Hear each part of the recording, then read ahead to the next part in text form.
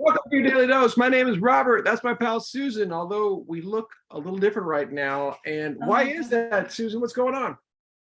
we are celebrating Michael J. Fox and Back to the Future. We are indeed. Yes, in case you couldn't We tell, are because indeed. We liberal, did a liberal whole definition, but jam. this is Doc Brown. I know. Play with it and have fun with you. Well, and And Susan, who's you're doing this? something really creative. Who is this? This What is is it? Who are you? the lightning The that lightning struck that the struck clock the and clock. stopped the clock. So That's, yes. we did this very fun thing today in the Jam for Joy, and what was it in honor of for you? Why do you think we did that? Well, I think a lot of us, I mean, almost everybody who comes to the jam is connected with Parkinson's in some way, and therefore we are all connected to Michael J. Fox. And that movie, that series of movies was so delightful and such a part of everyone's past that when the suggestion came that we honor it, and then he and Christopher showed up together, it's just irresistible. We just had to do it. That's right. So recently at Comic Con, Christopher Lloyd and Michael J. Fox showed up together, and they went ahead and did their. I think every 5 or 10 years they do this. They did their picture, and it takes over the internet. Everyone goes crazy because they're just such lovable guys, and seeing them together brings back, I think, a lot of great memories for a lot of people. And one of the things that's funny, both thematically within the movie as well as within Parkinson's, is we talk about nostalgia and both the delicacy and beauty and potentially danger of it, and as well as the future and the fear of the future and where that can put us. Where our whole being in improv is to be present. Today's the day, right? It doesn't mean Yes, we can't look yes. back. It doesn't mean we can't look forward. It means that our strength lies, our power lies right here. Mhm, mhm, mhm. And the games that we play bring us right into that moment. And it's instructive without you realizing it's happening.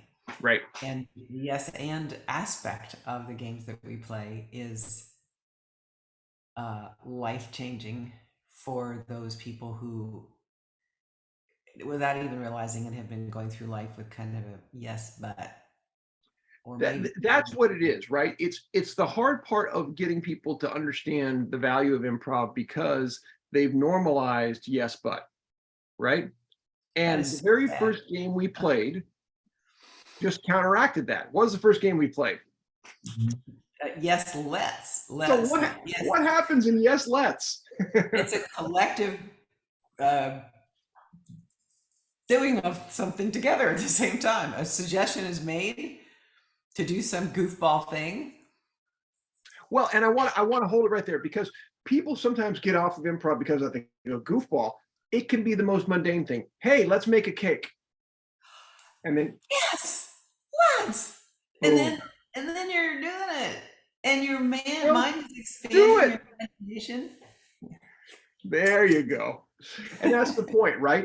It's I said something, and yes, it can be goofball if you feel that way. What I want to make sure is that people don't feel like, oh boy, that's too much for me. It can be the most simple thing you could possibly imagine. And Susan's wonderful, yes, let's, and then doing the thing makes it magic. Yes, and the thing is, I didn't used to be the girl who on camera would pretend like I'm licking, the batter. But now I am that girl. Yeah, And that's a couple years of playing these games. right. Um, What's fun about that? Why do you think because we talked about that, bringing improv out of the classroom into your life? What makes you want to do that at this point?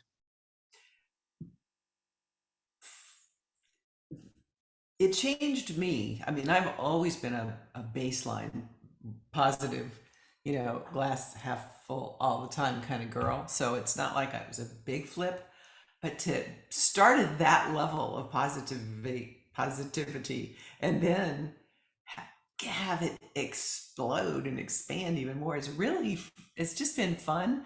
And I think for me, more than that, is the influence subconsciously that my saying yes and has on other people.